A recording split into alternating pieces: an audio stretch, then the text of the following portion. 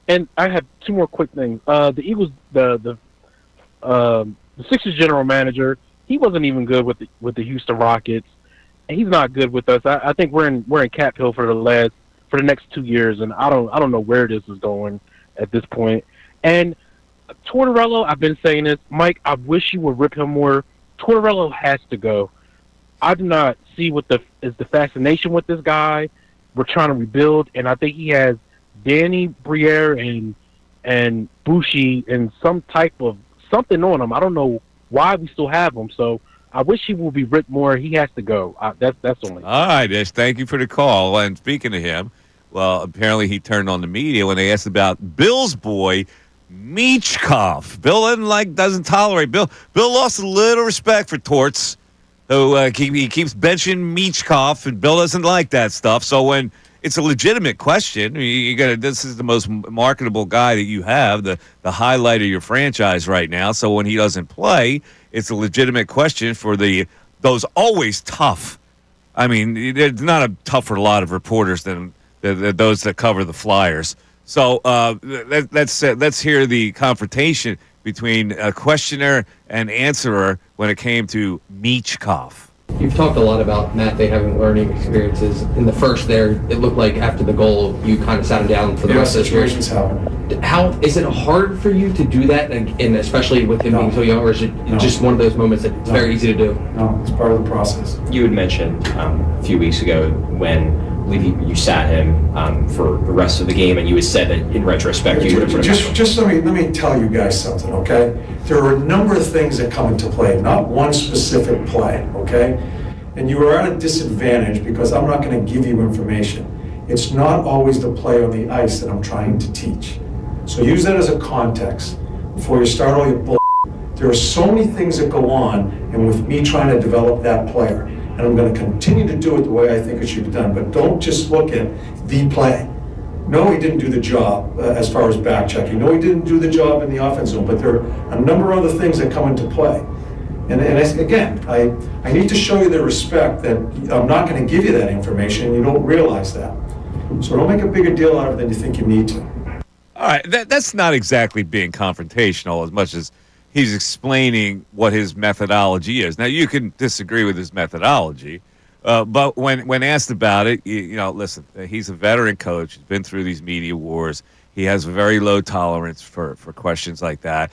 But he is saying, you guys don't see what I see. And this is why I'm trying. When he gets into bad habits, the only way I can get him through these bad habits is to give him a message that way. Yeah, but that's not what he said. I mean, don't start with the BS. You don't know, and I'm not going to tell you. Come on. It is BS, basically. Listen. Now, you can answer it a little more congenially, but it is BS. The reporter, the reason why he does it, he is saying to these people, is there are many other reasons. His habits, maybe in practice, during the game, he didn't cover up a guy, didn't backtrack. Whatever it is, he's taking inventory of that. Yes. And I'm sure it's not just the play on the ice. He's your boy, man. You rub up against your boy, and you're all of a sudden you're anti-Torts when you've been pro-Torts the whole time. I'm not anti-Torts, but something you brought up last week is, has Tortorella done a great job of developing the young talent? And you could make the argument he hasn't. Joel Farabee's gone. Morgan Frost is gone. Farabee took a shot at Tortorella. News at noon. You got that? Yes, okay, that's coming up in the news at noon. And then Chris Pronger, everybody remembers Chris Pronger. He went on a Flyers podcast recently, and he questioned whether Tortorella is going to scare away free agents from wanting to come here. So, this could be an issue. This isn't me hating on Torts. This is the reality of the National Hockey League. There are a lot of players that hate him. Exactly. Because of his coaching methodology. Now, either that's right or it's very right. The same guys used to hate Keenan. 610-632-0975. We're back after this. 97.5 The Fanatics Knockout Tournament is back.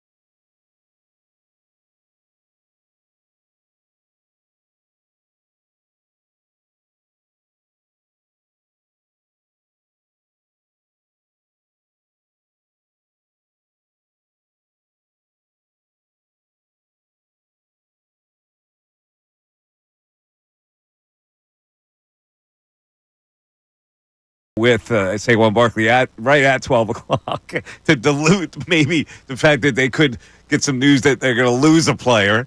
But we'll follow that from top to bottom. Let's go back to the text board because we do have a text, BG, on my dilemma at the pop-up show there with the lady who purchased or was carrying around a Flyers jersey she was going to purchase for her 6-year-old. That was a Carter Hart Flyers jersey. What did somebody say about that?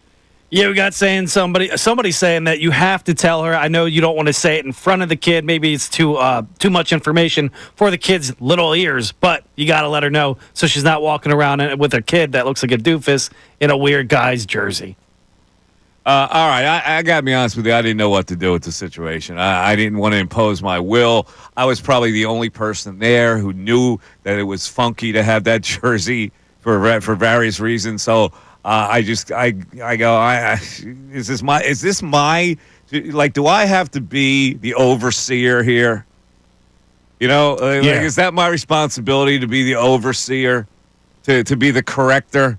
And I just said, the circumstances are such that I couldn't interrupt her walking around with her kid. I just didn't know what to do.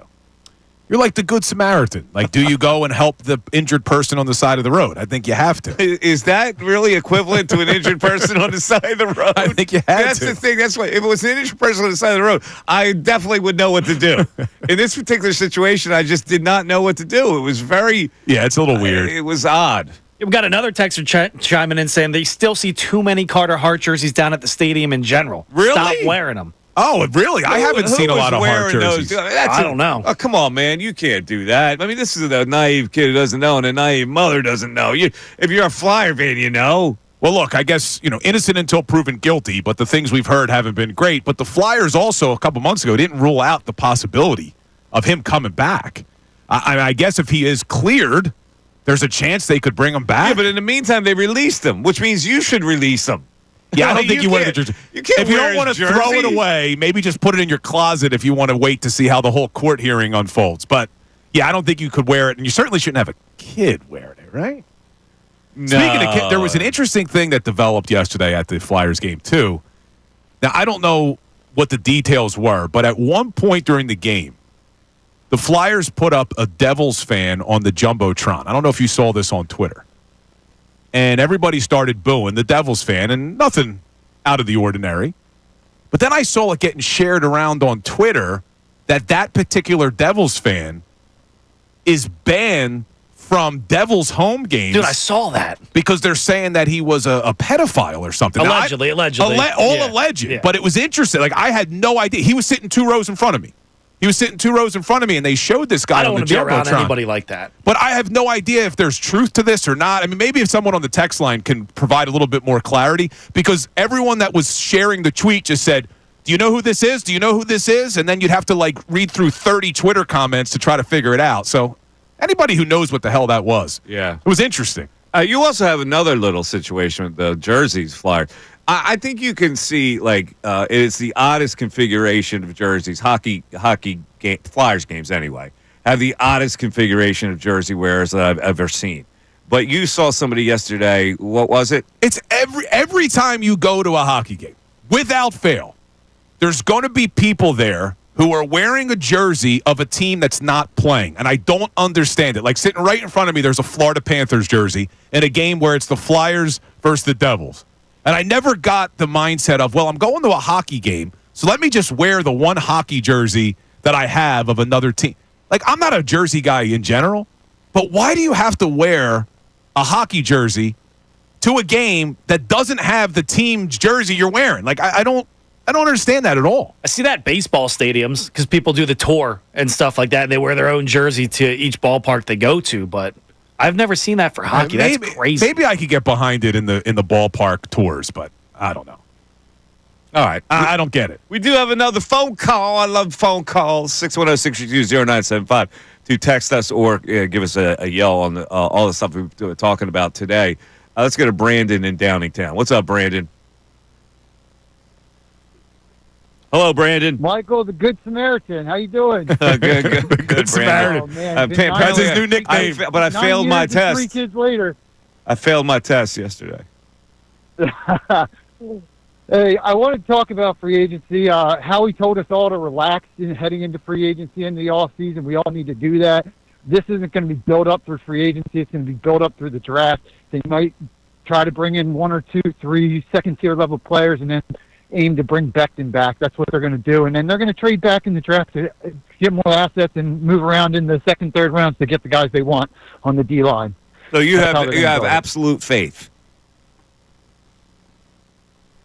I have faith in Vic Fangio to teach the young guys and just continue to progress Ajomo and Hunt in the middle and on the outside. You bring in some veteran leadership, but we don't want the Chase Youngs of the world, the Joey Bosa's of the world. We don't want to overpay, put money in a position for an older person like that. Look at this. Howie's got everybody slayed, Bill. Well, he actually said have patience. This is not going to look like the same that maybe in past years. Have patience. I don't. And hence Saquon kicking it off at 12 o'clock today. That's the patience. He's telling us, he's sending a message from the start. Be patient. Saquon's going to kind of set the mood that we're going to coast into this. We're going to lose players, but then we're going to build it up on the back end, and we're going to go. Look at that, man. But you agree they still need to sign some veteran players. I'm not saying they need to make big splashes, but you can't just rely entirely on the draft. They do. All right. They do. You bring in some interior guys, maybe a Hargrove or a guy from Jonathan Allen if they take a pay cut, maybe an edge rusher that's cheaper, but you can't go dumping money 15 plus into that position. I agree with that. And Brandon, you heard my dilemma, right? You commented to Good Samaritan. What would you have done if you were me at this pop-up sale? I did. You would have done what? I would have been completely in the same position. I would have been not having a clue what to do. You would have had not a clue what to do. Find the best and the good in every situation. All right, man. Thanks for the call. I had a clue what to do. I just didn't know how to implement it or whether it would have been appropriate. I right away said I should go up to this woman and educate her about this guy. And I said, well, who the hell am I to be the overseer? So Brendan Petrilli, who does some promotions here, he just sent me a video of a guy wearing a Carter Hart jersey at the Flyers game. However, the guy put an F over the H.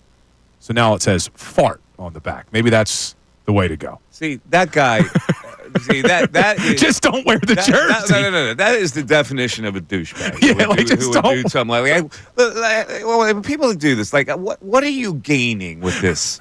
What are you gaining? Are you getting like somebody's going to look at it and give you does that make you feel good to do that to a jersey, to put fart on it? Yeah, just don't wear the damn what is jersey. wrong with you people? 610-632-0975. Back after this. Fanatic Sports Update. Legal tampering opens in 10 minutes. I'm Brandon Gunn. This update is brought to you by Bet365. Bet365, whatever the moment, it's never ordinary at Bet365. Download the app today. Free agency is here around the NFL as the legal tampering period is set to open in 10 minutes at 12 noon today. Teams can then contact various pending free agents around the league, work out a deal before eventually being allowed to officially sign them on Wednesday. The Eagles have quite a few names to keep an eye on today. Milton Williams, Josh Sweat, Mekhi Becton, Darius Slay, Isaiah Rodgers, amongst many others. We'll keep you updated all day long, all show long right here on The Fanatic as far as if the Eagles make a splash. And one guy who says not to expect a splash this offseason is Rob Motti of the AP. He joined the best show ever on Friday, and this is what he had to say about the Eagles and their free agency chances this year. They're coming off a Super Bowl victory. They don't have to spend on a big splash like that at edge rusher with the depth that they have, even with potentially losing Sweat and Milton Williams and Brandon Graham. In other Eagles news, Saquon Barkley set to speak to the media coming up at 12 noon. We're going to carry that broadcast for you. He's going to be breaking down his contract extension with the Birds. Sixers lost last night 126-122 to the Utah Jazz, and the Flyers, they also lost yesterday 3-1 to the New Jersey Devils. This update was also brought to you by Indeed.com. You just realized your business needed to hire someone yesterday. How can you find amazing candidates fast, easy? Just use Indeed. Start at Indeed.com/credit. I'm Brendan Gunn on the home of the 76ers and the Flyers, 97.5 The Fanatic and 97.5thefanatic.com.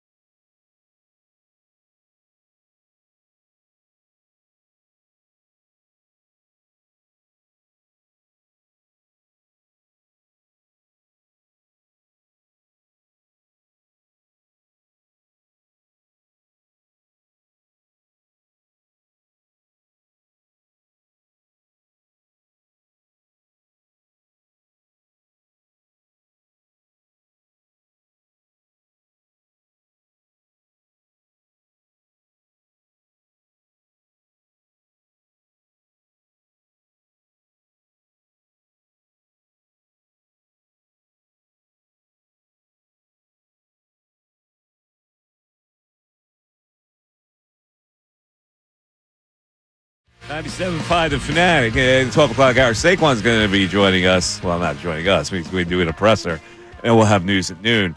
And also, I want to get to this topic about Joel Embiid that's come up, whether he's a Hall of Famer right now at this particular point. If he never plays another game, would he be a Hall of Famer? And NBC Sports Philadelphia did a story where they surveyed some people involved in Philadelphia basketball to give an answer to that. And so I think it's a pretty good topic. We'll get into that a little bit. But let's go back to our text board. Brendan Gunn is filling in for Ray Dunn today. Ray, I told Ray's on. He's going to miss a lot of shows, Bill. Well, he's out at least until Wednesday, but if they keep winning. This is the tournament, right? Yeah, there's a chance we may not have him all week. We don't know yet.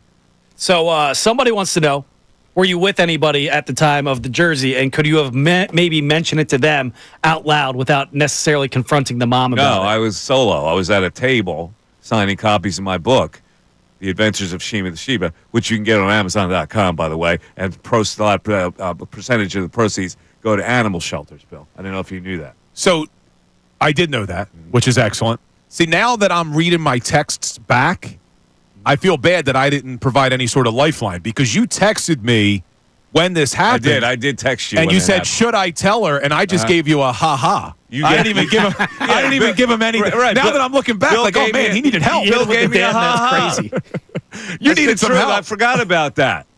I was at the Flyers game, and I'm just like, oh, he's being funny. I guess I should have told you my opinion was, tell her to Google him. Yeah, that was the first thing I texted you.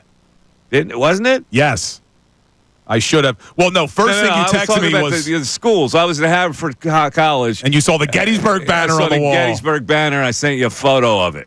That's right. And you said there's a team in your conference called McDaniel. I go, McDaniel? What the hell kind of name for that is? What college is that? Yeah, when I started at Gettysburg, they were called Western Maryland sounds better than McDaniel, doesn't it? Yeah, they changed the name. I think maybe a big donation. Yeah, so here's my text to him. So I'm here at this pop-up. A mom just chose a little Flyers jersey for her kid. The name on the back is Hart. Should I tell her? You swipe back, ha-ha. That's all I responded. Ha-ha. Yeah. Do you hit him with the damn that's crazy? I went about your day. Yeah, now in hindsight, I probably should have given you my opinion on what to do. I'm sorry, What, you Mike. thought I was making it up? I left you hanging there. No lifeline. Leave me hanging, ha-ha. All right, we also got Jamal in West Philly checking in, saying put Daryl Morey and Josh Harris in the closet that Howie Roseman was in about 10 years ago. Leave them there. I can't believe they signed two old decrepit players. Josh Harris ain't going in the closet, by the way. And he's going to put that. Josh Harris is a guy that has, because he doesn't know sports, he has respect for guys who have notable names. Morey or Harris does? You're saying Harris because Morey does too. Well, I'm not Morey talking just about goes players. after the big names. I'm talking about running the franchises. Because he's an owner who is not a sportsman, he relies on the big names that he's heard of. And I keep going back to, I would agree with you if this season didn't go as badly as it went, where not only are tickets being sold for $5, there's something else coming up with the news at noon that I know Brendan's going to get into. But when your players are getting booed at other events in their own building, a little tease for the news at noon if you haven't seen it yet. Yeah. I just think Josh Harris, even if he's not a sportsman, says, man, I'm really putting out a bad product here. However, he's not an observer. He's a fan. He sits courtside. They're all, the owners that sit courtside are the ones that are fans. Have you noticed this? They yuck it up with their squad, like that Balmer. And we got Saquon, I believe. All right. So it's 12 noon. You're listening to Mike Missanelli Show, 97.5 The Fanatic, WPN, WPEN, HD1, a Burlington, Philadelphia, Beasley Media Group station. There's Saquon Barkley. Was anything like that happen with you? No, not yet.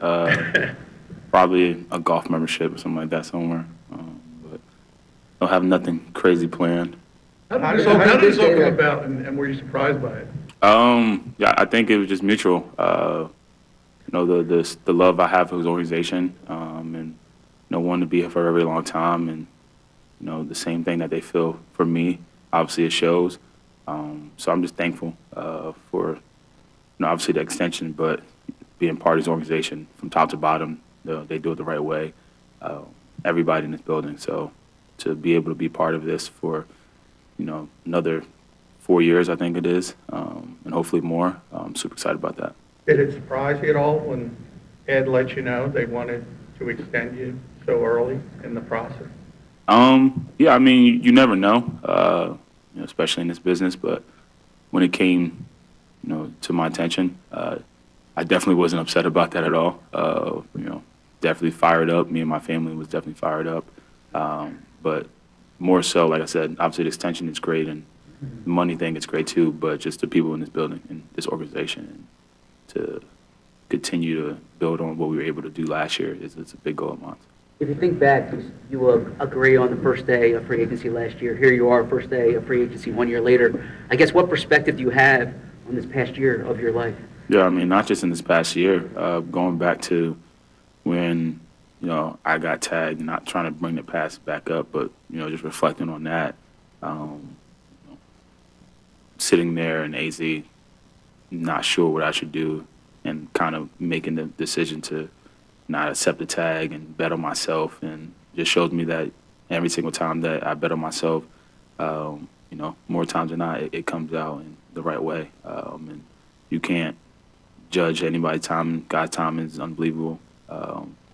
After the year with New York, I hurt my ankle and I hit free agency. Didn't know how things were going to plan out, but to be able to sign a deal here and wanted to come here and expand on my legacy and on my career and play with a lot of ballers and get a chance to compete for a championship and, all that happening, and then having an extension and signing the best running back contract of all time.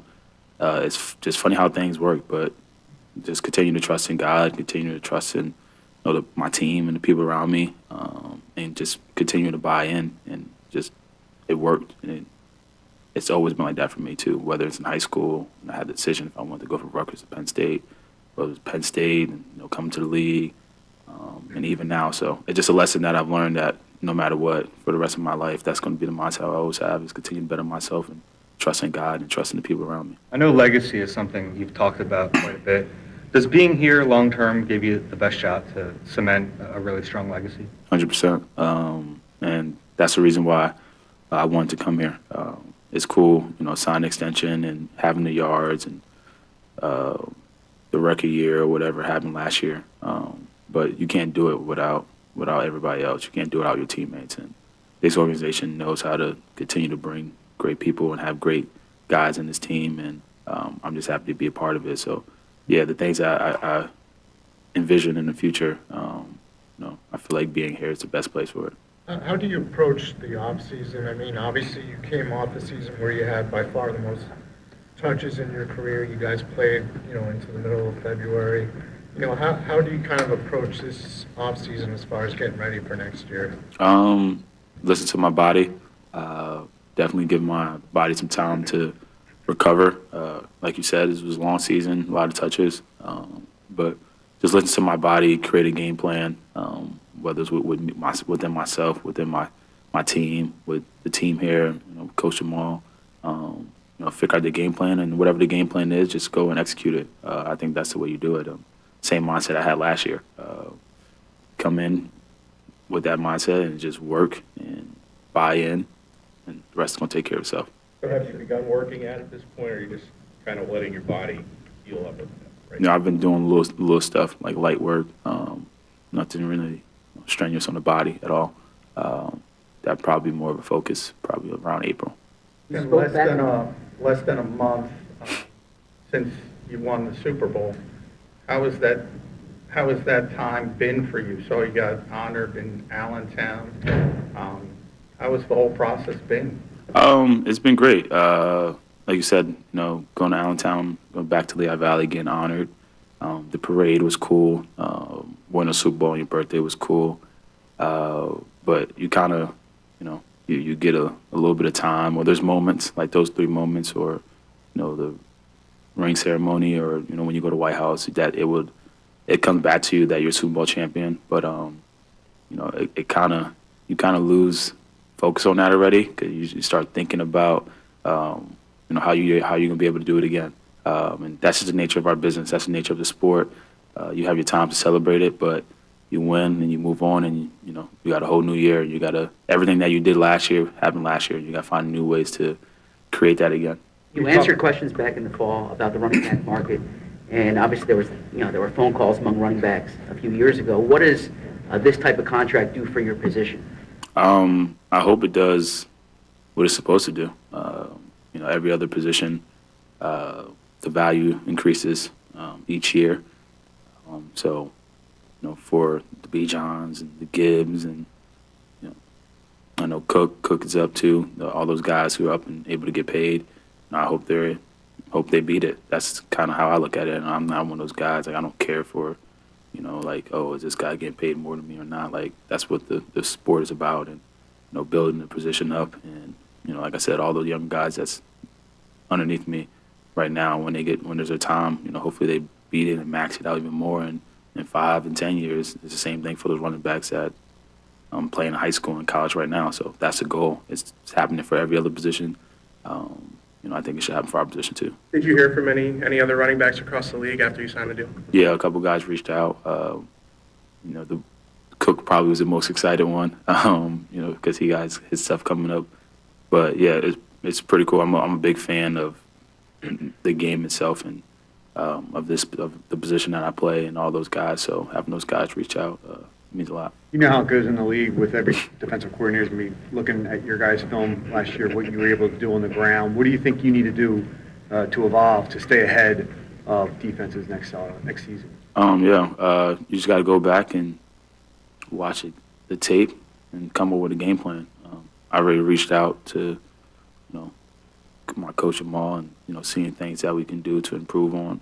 And it's the thing I think that helped me this year, outside of just being surrounded around a great team and amazing offensive line, is when I came in, my mindset was forget everything that happened in the past and try my best to just buy in. Probably can do a better job with running the ball in my left hand. That's probably the only thing that I still struggle with. But whatever the game plan is, whatever they have, the idea that they think that can help me take me to the next level, I'm just going to do that. Do the same thing I did in last offseason. Saquon, you got here, you were immediately respected. You were immediately a leader. You impressed the front office and the locker room in the league with how you were such a steadying force in the locker room. Do you think that helped convince the Eagles that you were their guy beyond the initial deal, even after 1 year? Do you think your character meshed well? Yeah, I mean, I would hope. I hope that's more than what the play on the football field, to be completely honest. Because at the end of the day, like, this game is only going to happen for so long. And yes, you want to be remembered for the long touchdown runs and the accolades and awards, but it's the impact that you have on others. And I believe that outside in the community when you're doing that, but also within your teammates and within this building. So I believe so, and I hope that's the case. What does it mean to further, plant your roots here personally, make this more your home?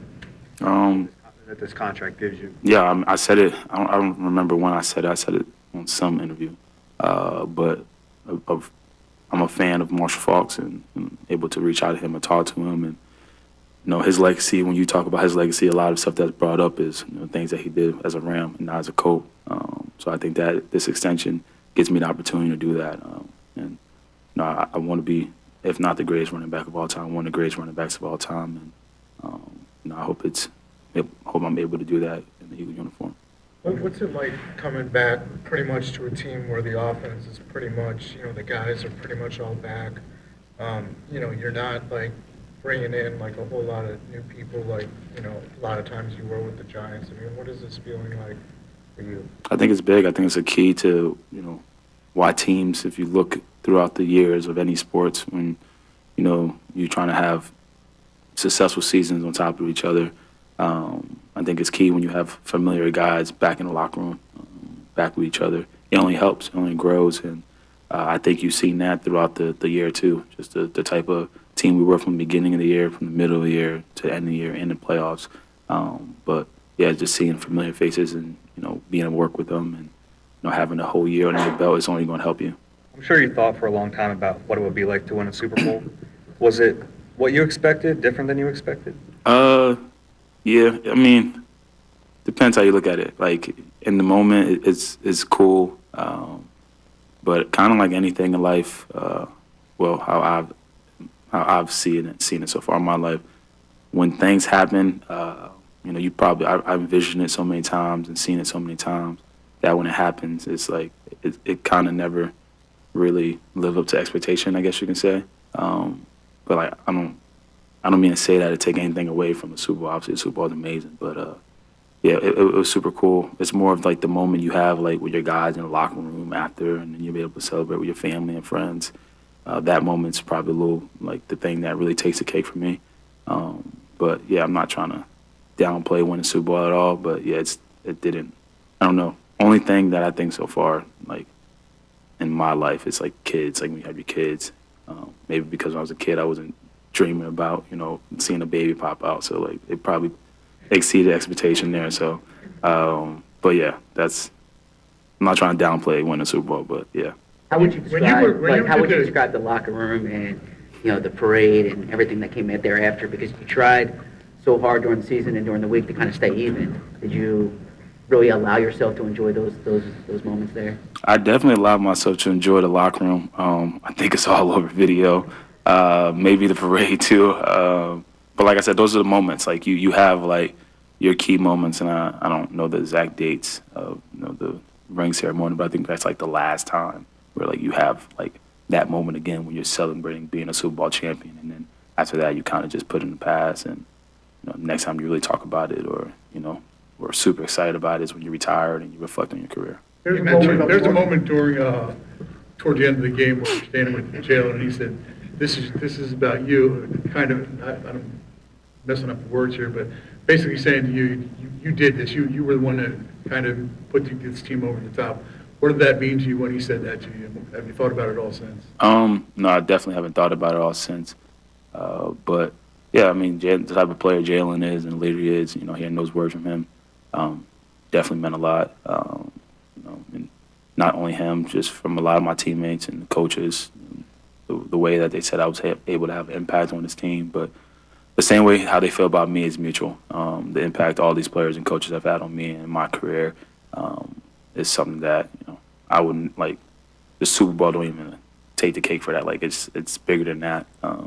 Just as a player, as a man, and my faith. Like there's so many things that this team has helped me out with so much. So yeah, the way he feels, feeling is mutual to not only him but everyone in this building. All right, there you go. That's Saquon Barkley, and boy, he's such a Penn State raised lad, talking all the right things. Player, man, faith. Let's take a break. We'll come back. We got the news at noon after this. Andrew Salciunas. If you could snap your finger.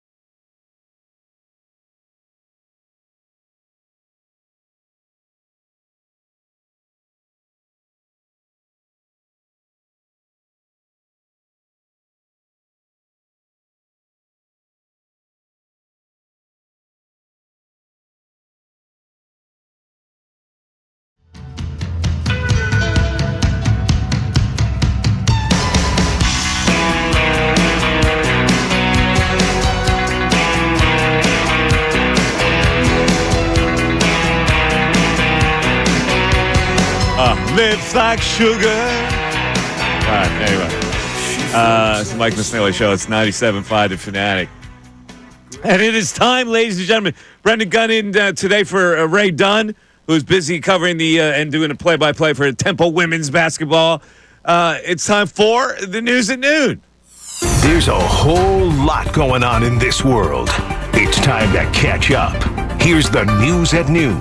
97.5 The Fanatic and 97.5thefanatic.com. All righty, Brendan. Let's see what you have dug up for today. Yeah, so back on Friday, the WWE was in town. A lot of characters, a lot of storylines, all sorts of stuff, all probably better than the storyline of the 76ers season so far.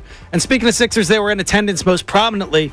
Paul George. He was there with his own championship ring, belt, and they showed him on the big screen, and they didn't kind of get the welcome they thought they were going to get. And of course, Fox Pro decides it's going to stop working. Do that over again. See if it'll work again.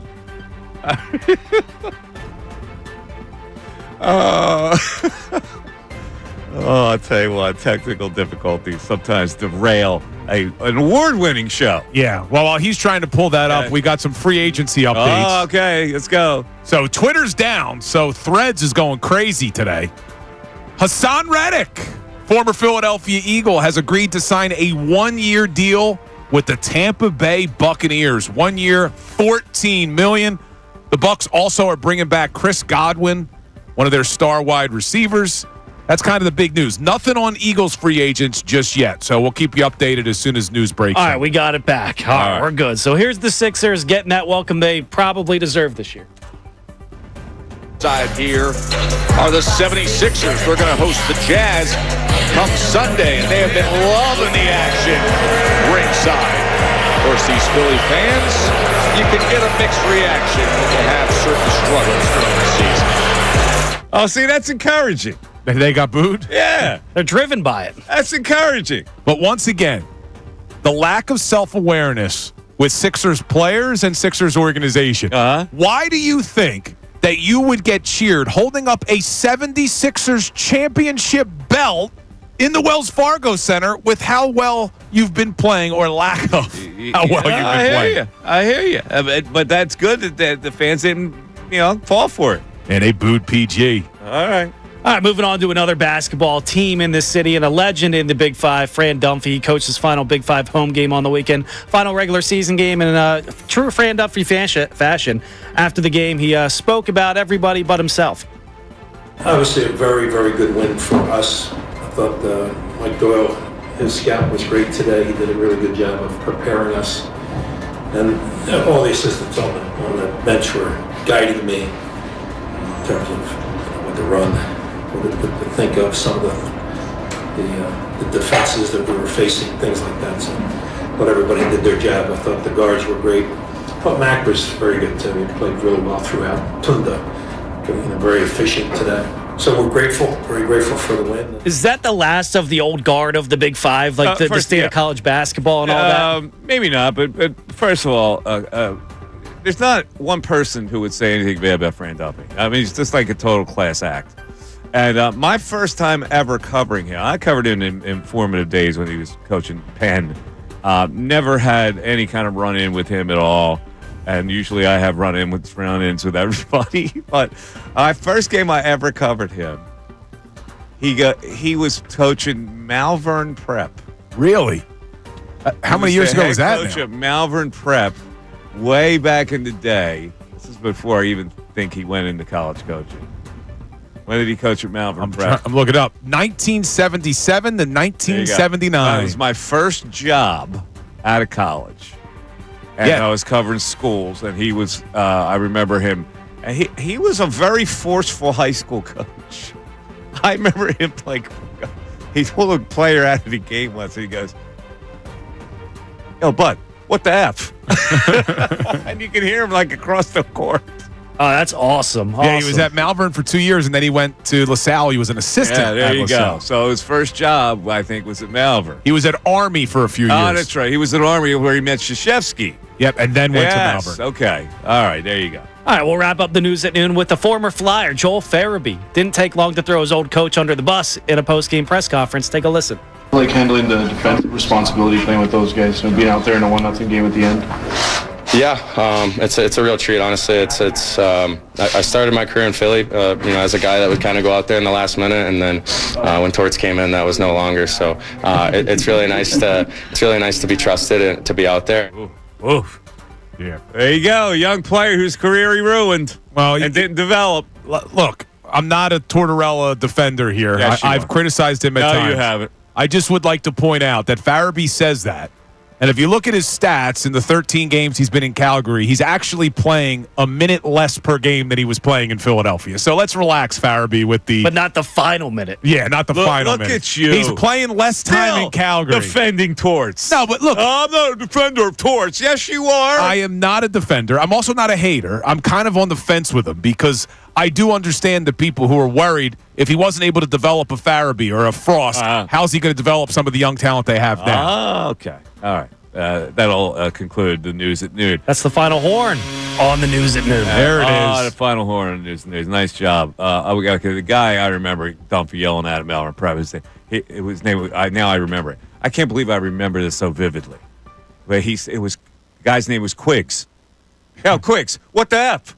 And so if you're Quiggs, identify yourself. Give me a call. I want to know if you were the guy that get yelled at by Quiggs. Quiggs.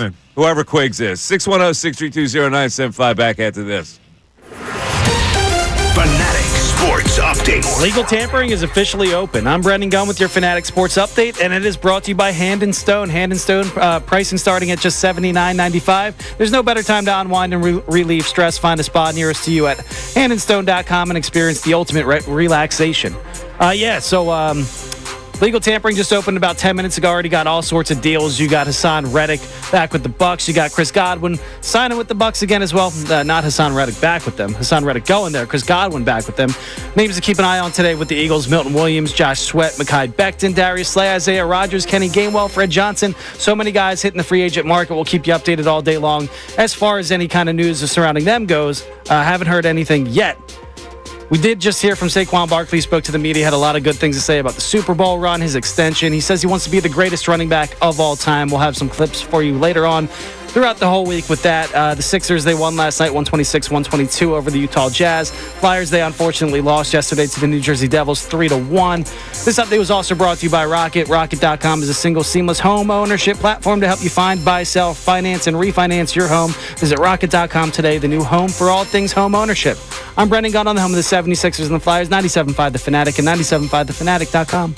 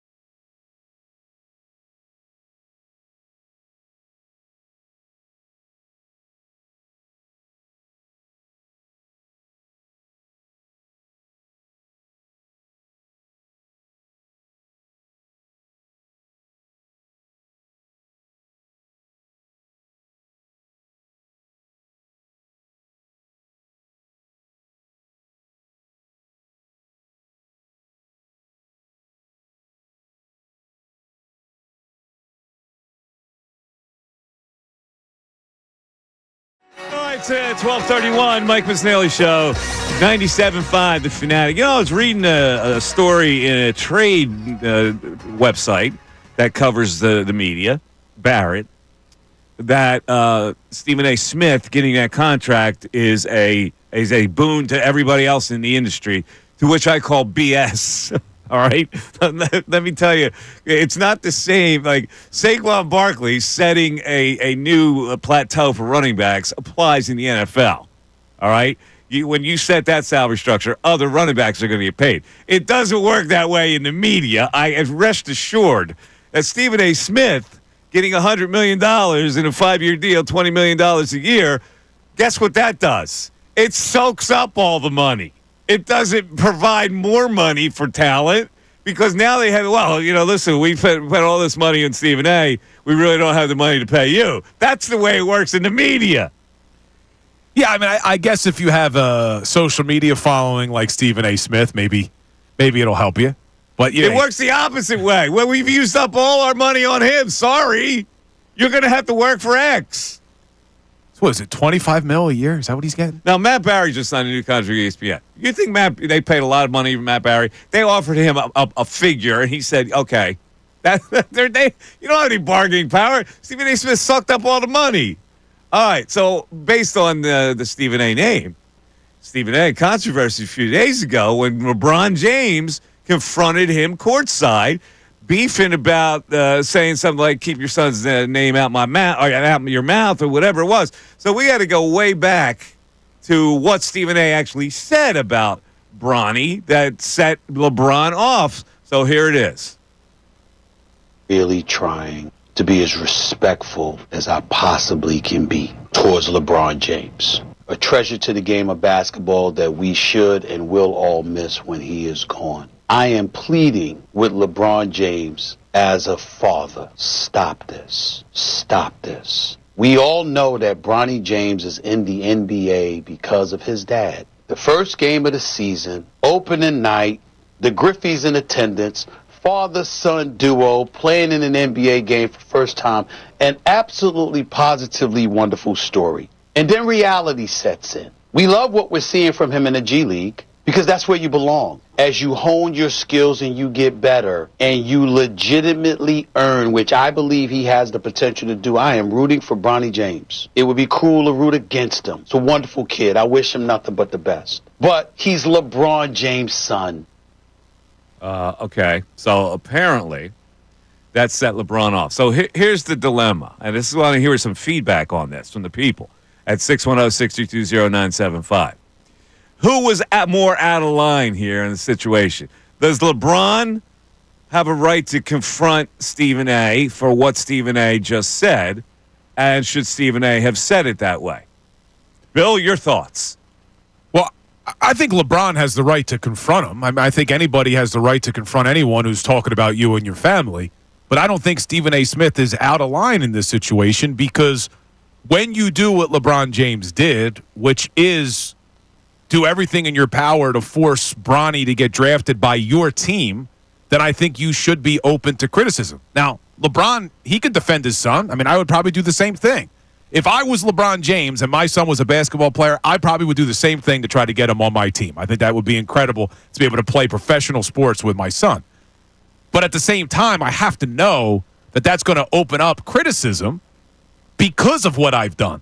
So I don't think Stephen A. did anything wrong. I don't always agree with Stephen A. Smith's takes, but I don't think he's doing anything wrong. He's pointing out the fact. Now, what some people, I think, counter-argument to that's going to be is no other bench player or last guy on the bench gets talked about and criticized as much as Bronny James does, unless you're Mike Missanelli talking about the Sixers bench. So, but at the same time, LeBron has created this. He's the one that brought Bronny into this. So you're open to criticism. I think it's all fair game. Yeah, I totally agree with you. But here's the thing. Stephen A. lash back. Do we have the lash back? I can find the lash back. Because Stephen A. did address it after LeBron confronted him. As if you say that stuff and you show up and the guy's confronting you, you got to take the hit. You go, all right, well, whatever. That's the way you feel about it. But I hold my ground on what I said. So if you're going to get pissed about it, that's fine. I can take your heat. But then you come back at him and try to justify it.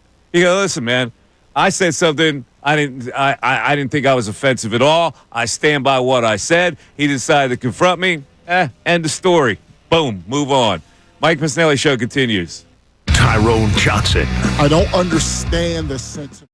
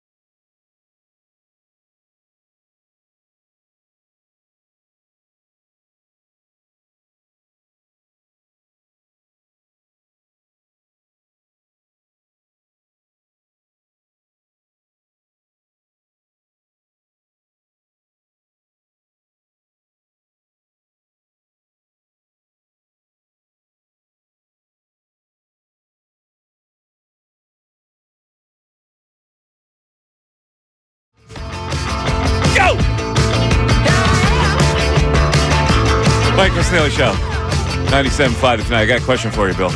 I'll show this to the screen here. I got looks like a painted fingernail. Yeah, that's the one that got slammed in the slider? Slammed in the sliding door, so it's like a blood clot underneath the fingernail, which I'm told I'm going to lose this fingernail eventually. But right now, it looks like I painted my nail. So you see it from, like I painted one nail. So I was thinking, since Jared McCain has made it fashionable, whether I should go with like a deep burgundy for the rest of my fingernails. Yeah, you could do that. Is that acceptable right now? I think it is. Since Jared McCain made it acceptable. Caleb Williams does it too, right? BG, Yeah, I would do it. Why not? You got to try it out. Because people think I already did it for one nail anyway. That could be a fashion statement in and of Somebody itself. mentioned that to me. What did you do, paint that nail? I go, no. It's a blood clot. I had to go through the whole story. So I'm thinking maybe it's easier to just do it that way. Yeah, why not? I think you should. I don't know about burgundy, though. Maybe you should change it up, dude. Those different colors everywhere. Well, maybe you go with like. I'm just trying to match the blood. Well, you paint over that too? Why don't you go a little blue, red, and white for the fighting Phils? Okay, so we had a lineup today. You have that lineup in front of you? They're at the top. I do. All right, can you mention the lineup today? I got the lineup. Interestingly enough, 5 regulars have traveled today at the Twins. Maybe they got yelled at. Where do they play? Where are the Twins for what they did? It's a good question. Fort Myers. Ah, all right. So that's a big trip. It's a long trip from Clearwater. Yeah, it's not easy. Fort Myers. Hold on. Before I give you that, too, just some breaking news in this free agency world. There was rumors that Milton Williams was going to sign with the Washington Commanders. That's not entirely off the table, but the Commanders signed defensive tackle Javon Kinlaw, former first-round pick of the 49ers who played last year with the New York Jets. They gave him 3 years, $45 million. That's $15 million per. Do you think Milton gets more than that? Oh, man. Milton's probably getting 20 plus. Really? If they're giving Javon Kinlaw that much. That's why he's out. So most the Eagles likely anticipated that right away. Yeah, so we'll keep refreshing that. But as far as baseball goes, so here's the lineup today for your fighting Phils on the road in Fort Myers against the Minnesota Twins. Bryson Stott leading off. Get him some at-bats. Johan Rojas, your powerful DH. Get him some at-bats because he's thunder in the 2-hole. And he's going to be the DH today. You got Brandon Marsh. Here's what you do with Rojas. If Stott opens the game with a single, bunt. Yeah. All right, go ahead. Brandon Marsh playing center, batting third. Alec Boehm in the cleanup spot. Swinging well, but since the news of his girlfriend became public. Yeah, she's very pretty. Cody Clements playing first, batting fifth. She's very pretty. She's pretty. Castro in left field today. Uh-huh. Henry behind the plate. Henry who? I have no idea who that is. Henry Hill? Who's we got? Oh, let's see. We got Peyton Henry. Peyton Henry's behind the plate? Behind the plate.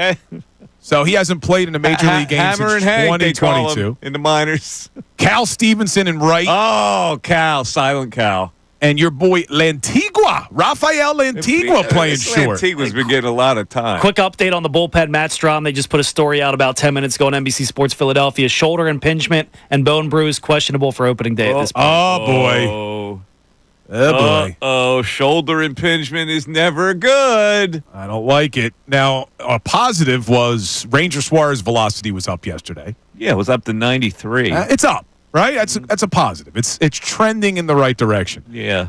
But I don't like I don't like that news on Strom. That's not good. Yeah, lefty thrower too, so it's his throwing arm. It's not good. So if he's unable to start the season, does that open up the door for someone else to make the team that normally would not have? Like who? I don't know. I'm trying to look at that Who's a pen. left-hander? You got Tanner Banks. You got Alvarado. You had Strom. Who's another left-hander in there? I don't think they have another left-hander. Looking it up now. What do we got here? Left-handed pitchers. I got a good story. When you finish that, I got a good story. It's going to be right up your alley. I think you'll like this story. All right, hold on. I'm just looking to see what other lefties they have. I don't think they have another one. I think you're right. I don't think they have another lefty in the pen. They're going to carry 3, and Strom and Banks and Alvarado. Alvarado, that's it. They do not have another lefty in the pen. Okay. Maybe you're right. I'll make it now. Okay, this is the headline that just broke in a business area. Ex-Facebook COO Sheryl Sandberg spent $13K on lingerie during Europe trip, told aide to, quote, come to bed on private jet. Oh! 13. Oh! Well, look, What? I got a lot of questions. But the first one, $13,000 on lingerie? Spare no expense. She was told to spare no expense. The bombshell claims are made in a book published by Sarah Wynne Williams, a former Facebook employee, who wrote about the 6 years she spent at the tech giant. During a long drive through Europe, Sandberg and her 26-year-old assistant took turns sleeping in each other's laps and stroking each other's hair. Oh! Stroking what? During the trip, Sandberg instructed Wynne Williams to purchase lingerie for both of them, regardless of the cost, the final bill reaching $13,000. Oh! Man, I'm looking here. I still don't understand how you drop $13K on lingerie. According to the book, a pajama-clad Sandberg grew visibly irritated when Wynne Williams declined her offer to join her in, quote, the only bed on the plane during a flight home on a private jet. Oh man. Bill, stop it. It's interesting. I just looked it up. I like the way Bill never trusts me that I'm quoting a story, Ooh. right? He's got to. I don't know. He's got to look it up himself, like Yeah. I'm making this up. I don't know. You can't trust him. And so the Meta spokesperson said this is a out-of-date and previously reported claims about the company, false accusations about our executives. 8 years ago, Sarah Wynne Williams was fired for poor performance and toxic behavior, and an investigation at the time determined she made misleading and unfounded allegations of harassment. There you go. Man. But it's a good story anyway, isn't it? It's a headline that grabs you. It certainly grabs you. Yeah, the headline does grab you. Yeah, there's a lot of grabbing was going You ever on. You ever buy lingerie, Brendan? No. Me either. I never have. No. Never bought lingerie? Never, man. It's not my thing. What?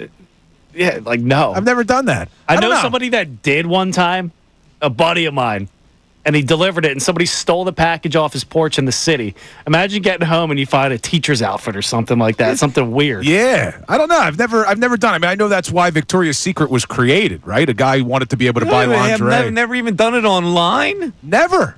What? Never have done I it. got to be honest with you. I think it's weird that you buy for Valentine's Day, but it's kind of weird that you didn't buy it ever. Never have. All right. Talk to the wife. 610-632-0975. Back after this. Fanatic Sports Update. Legal tampering is here. I'm Brendan Gunn with your Fanatic Sports Update. Free agency is officially here in the NFL as legal tampering just opened up at 12 noon today. Teams can now contact various pending free agents around the league and work out a deal, but it can't officially be signed until Wednesday. The Eagles have quite a few names to keep an eye on today. Milton Williams, Josh Sweat, Mekhi Becton, Darius Slay, Isaiah Rodgers, Kenny Gainwell, Fred Johnson, amongst many others. We'll keep you updated all day long as soon as we hear something on that front. If the Eagles go out there and sign anybody else from another team, we'll keep you updated right here. Saquon Barkley spoke earlier today about his contract extension. In a press conference, he said he wanted to be the best running back of all time. The Sixers, they got back in the win column last night, 126-122 over the Jazz, and they look to make it 2 in a row tonight on the road when they take on the Atlanta Hawks. Listen to that game live right here on the Fanatic, starting at 7:30.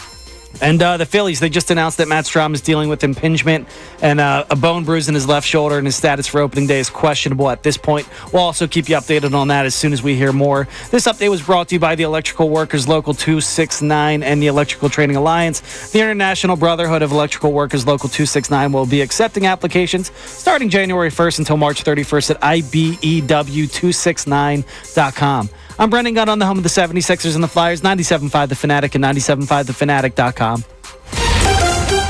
Vacation, business trip.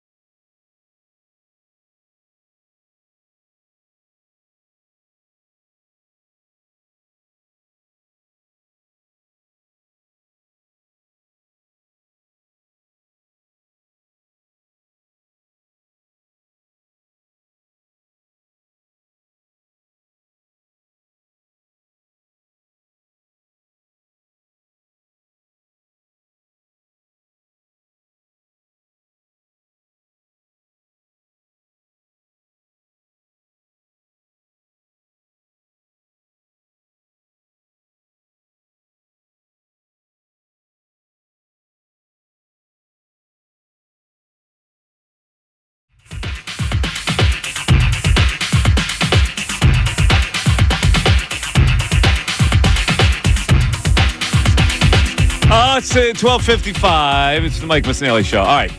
In the 1 o'clock hour, I'm going to get into a subject that I think should get a lot of feedback on the phones or on our text board about Joel Embiid being a Hall of Famer as we speak right now. Now, a story was written by our good buddy, Dan Roach, Booney, from NBC Sports Philadelphia. He's the one that got this story where he was interviewing various people about whether they think he's a Hall of Famer right now. So, and Marcus Hayes was asked. Marcus really kind of slammed into Joel Embiid. He's got a personal issue, dude. Well, I don't know if he does or not, because he has done some positive columns about Joel Embiid. But first of all, and I want you to think about this right now. If his career ends now, my sense, if asked that question right now, just going on instinct, before I would have to burrow into the numbers or the circumstances or whatever, my instincts would say no. Now, but I do that a lot. Well, you really got to convince me that somebody's a Hall of Famer if it doesn't automatically got like no-brainer. Like, no, Hall of Fame, no-brainer. That's the way I usually do it. It's either no-brainer or and if I go pretty much, I don't think he's a Hall of Famer. Now, the only thing for me is, and I think this is true. I haven't done the research, but I saw it referenced in this article by Booney. There's never been a league MVP that hasn't gone to the Hall of Fame, and there's never been a scoring champion that's never gone to the Hall of Fame. And Joel obviously won the one MVP, and he won 2 scoring titles. So for me, and that alone, he's probably going to be in the Hall of Fame. Okay. Based off of that. That's why you got to do a deeper dive. Has a league MVP who never got out of the second round gone to the Hall of Fame? That's a good question. Because it's probably very rare that a guy who's an MVP caliber talent So hasn't by just saying league MVP has never not been not out of the Hall of Fame is misleading. So here's what Marcus Hayes has to say from the Inquirer. Considering the low bar to get into the Basketball Hall of Fame, certainly with his all-star appearances and MVP award, he deserves to be in the Hall. However, if it were a more demanding Hall of Fame, such as baseball, then I think his brief career, combined with his postseason failures, his decreased postseason production, his poor character, and his abysmal professionalism and leadership would disqualify him from most voters. That's why I say he's got a personal problem, man. Well, first of all, he's contradicting himself. Like, considering the low bar to get in the Hall of Fame with the arguments where he deserves to be in. However, those other things count. And Marcus Hayes probably is not saying whether he would vote for him or not. But he's pretty much saying that, no, he wouldn't vote for him. Let me ask you, and I know you've had your frustrations with Joel, as most Sixers fans have. Poor character? I mean, do we really think that Joel Embiid has poor character? Like, I could understand making the argument he's had postseason failures. I can understand talking about the decreased postseason production. Poor character? Unless he doesn't have poor character. Abysmal professionalism is probably coming from the story that with Maxey bringing that up. But I don't know that you know him like that you could say he had abysmal professionalism and leadership. But I will say this, if you count poor character, Joel Embiid can be a bit of a con. He can be a bit of a woe is me type of guy, and you don't appreciate me. If that goes to character, then maybe that's what he's talking about. But he doesn't have poor character in general. No, well, that's why I think Marcus Hayes has a personal issue with this guy. Because for you to write that, we ought to seek some positive columns that he's written about Joel Embiid. It's the Mike Missanelli Show. It's 1 o'clock. You're listening to WPEN and WPEN HD1 Burlington, Philadelphia, Beasley Media Group station, broadcasting from the Comcast Business Studios, empowering possibilities. All right, so let's go over a few of these. First of all, let's go with Ala Abdelnaby. Now, I've been rough on Ala lately because Ala is really. I know he He thinks he's got to be a homer.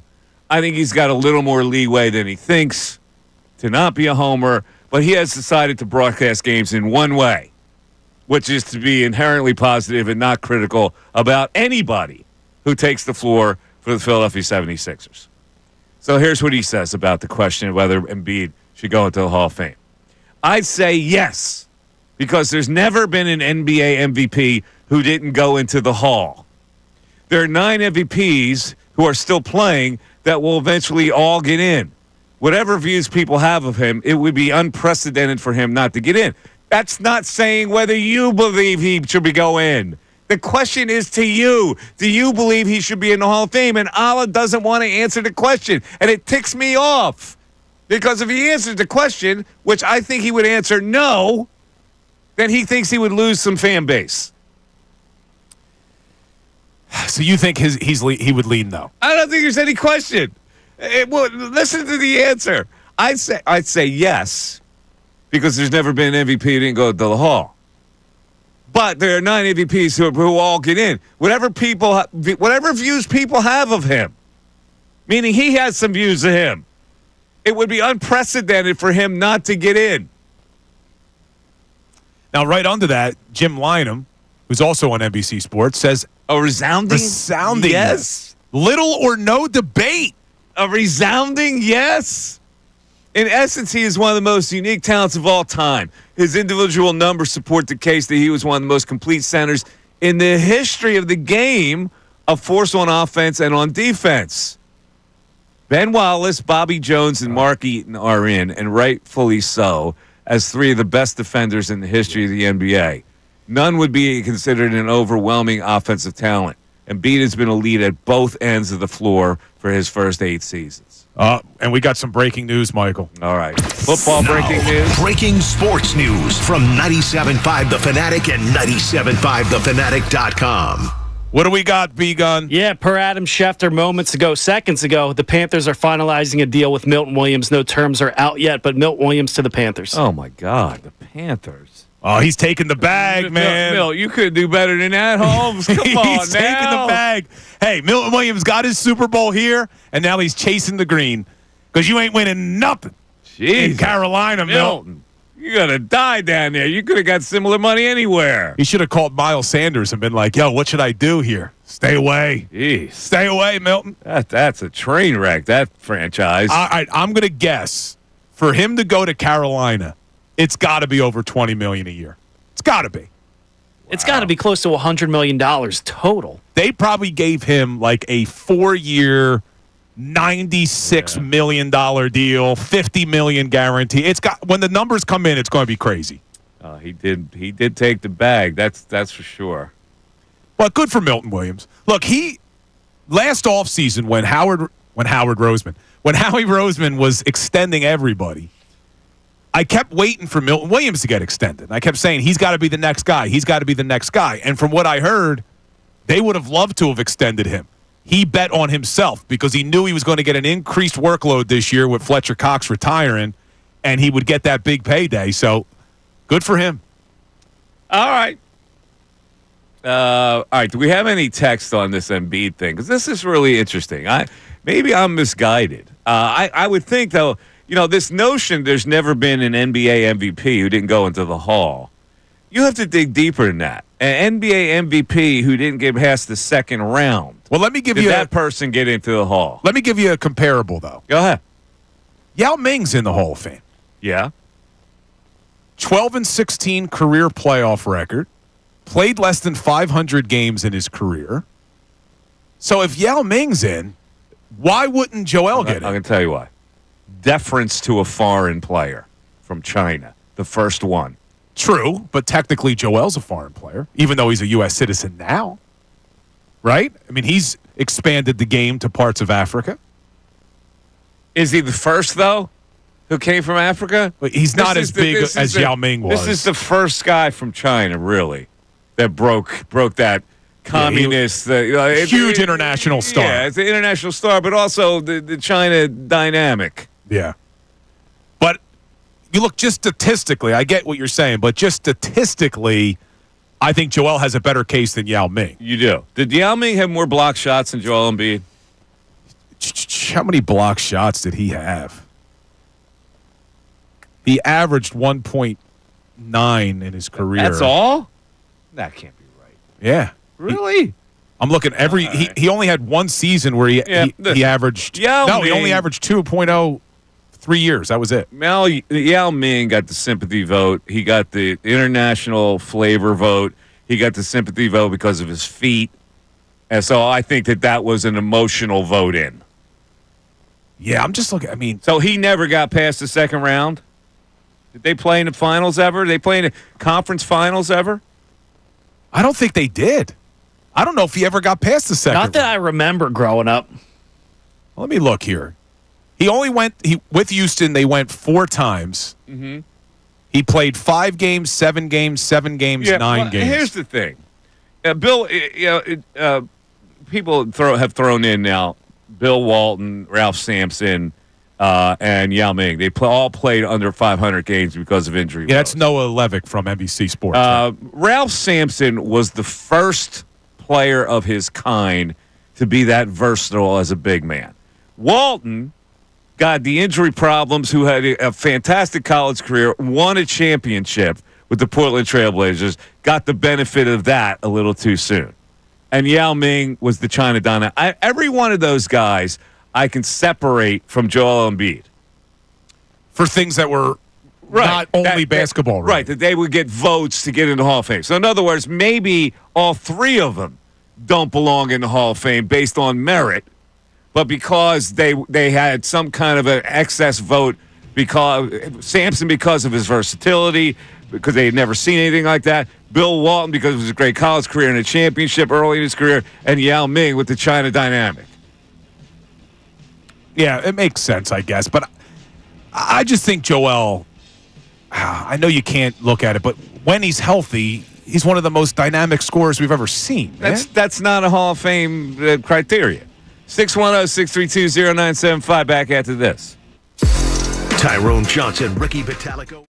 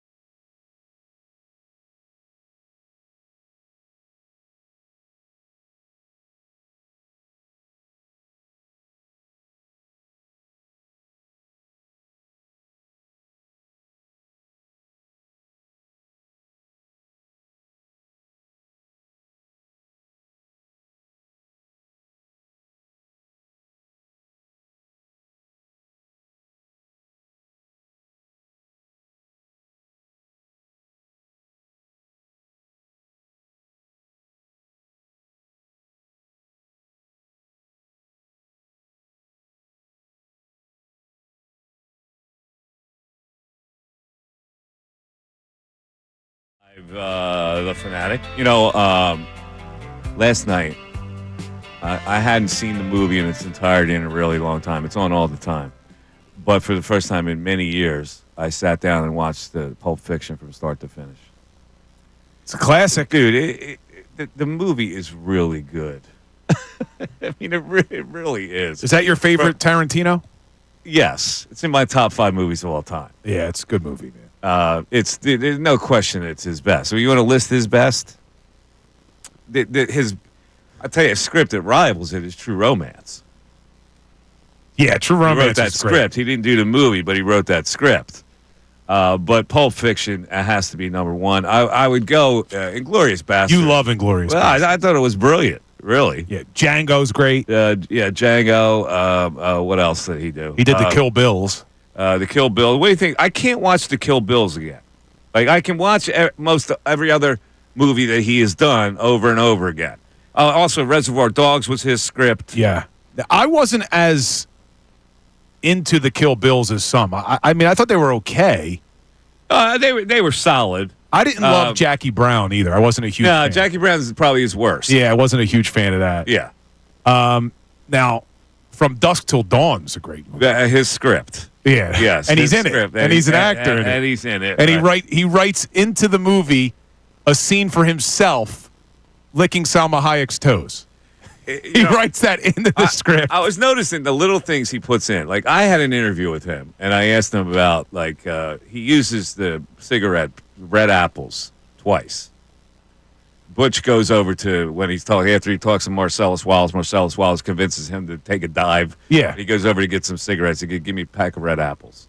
And I thought it was a nickname for, Winston's or something that had a red pack or Palmolives. So I asked him, I said, what cigarette is Red Apples? He goes, no, I just made that. That's the cigarette I made up. I had Red Apples was designed and the whole bit. Gotcha. But he does little things like, if you remember the last scene where they go to Tarantino's house, he's Jimmy, because they have to figure out a way to dispose of the body. Yeah. And Jules Winfield's trying to explain to him what the situation is here, and Tarantino playing Jimmy is not too pleased that they're in his house the whole bit, and so Samuel L. gets the cup of coffee, and he goes, "Man, Jimmy, this some good coffee," and Tarantino goes, Jules, don't tell me about my coffee. I know how good it is because I'm the one that buys it. But when Bonnie buys it, she buys crap. Well, I buy the gourmet stuff because I like to taste my coffee, right? So that scene goes on. Harvey Keitel then comes over as the fixer, right? Yes. Winston Wolfe comes in. He says, "Jimmy, I thought I smelled a cup of coffee back there. Can you make me a cup?" He pours him the cup of coffee. Harvey Keitel takes a sip, puts the coffee down, and looks over to him and raises the cup of coffee like this. You're not even looking at me. I'm looking at you. I swear to God, there's something wrong with you. With the ha-ha. There's something wrong with you. You get your head glued into the damn chat. I'm trying to do something here. I'm looking at you. Just how frustrating I got it an is. eye. I can see him. I'm staring at him. I'm holding up the cup, and you're not even looking at me. You want me to come over there? I can see him. Gunner. I try to tell a story, and this guy, with his attention span, he's got his face in the chat board constantly. It's so frustrating. I'm watching you. What do you want me to do? Never mind. Now his story's over. You just blew the whole gig. His story's over because I didn't see how he was holding his hand up. That's the payoff. Gunner you missed the payoff. He's sticking his pinky out. Gunner was watching. Good God. You couldn't give a crap of what I'm saying half the time. You didn't even read his book. So now it's not only me listening to you. Now you want me to watch you. I'm trying to tell a story.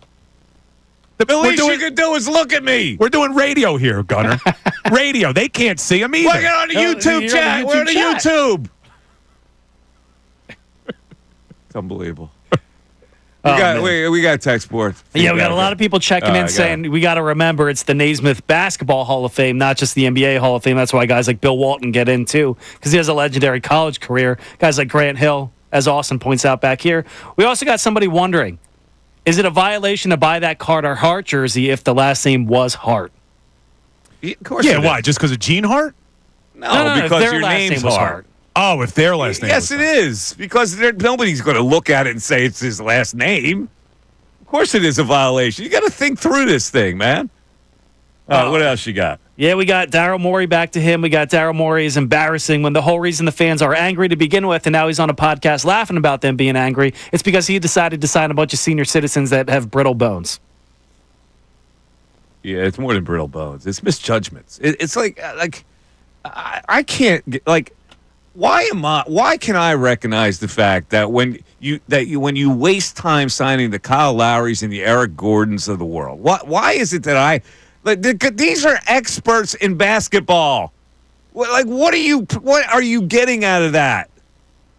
Who else? Am I missing another guy? Three older veterans. And you didn't like the Caleb Martin signing, but that's not really a vet. You said he was more of a system guy. Yeah, and he was, and everywhere he goes, just a role player. He's not going to make the difference between winning. Well, you said Reggie Jackson, Eric Gordon, Reggie Kyle Jackson. Lowry. I forgot Reggie Jackson. Reggie Jackson, Eric Gordon, Kyle Lowry. What is the point? Yeah, it didn't work. You thought he actually thought they're going to last the whole year. All these guys are going to last the whole year, and when the playoffs come, you're going to have a veteran come off the bench. That's what he thought. Like I'm just a guy, Bill. I'm not in the Sixers front office. These are people that are making these kind of value judgments who should know better. It's been frustrating. All right, we also got Mike in Phoenixville checking in on the Embiid conversation. He says, I don't think Joel Embiid deserves to get into the Hall of Fame, but with the Hall of Fame the way there are in sports right now, it's so watered down, he'll probably get in. Yeah, now that I'm thinking about it, the Cameroon factor is going to probably weigh in his favor. Yeah. Well, he's got a gold medal now. Anybody from Africa in the Hall of Fame right now? Is there an African in the Hall of Fame? Is Mutombo in? Yeah, Mutombo's probably. Shout out to Austin back here, real quick with it. Yeah, I would think Mutombo's got to be in. All right. 610-632-0975 back after this.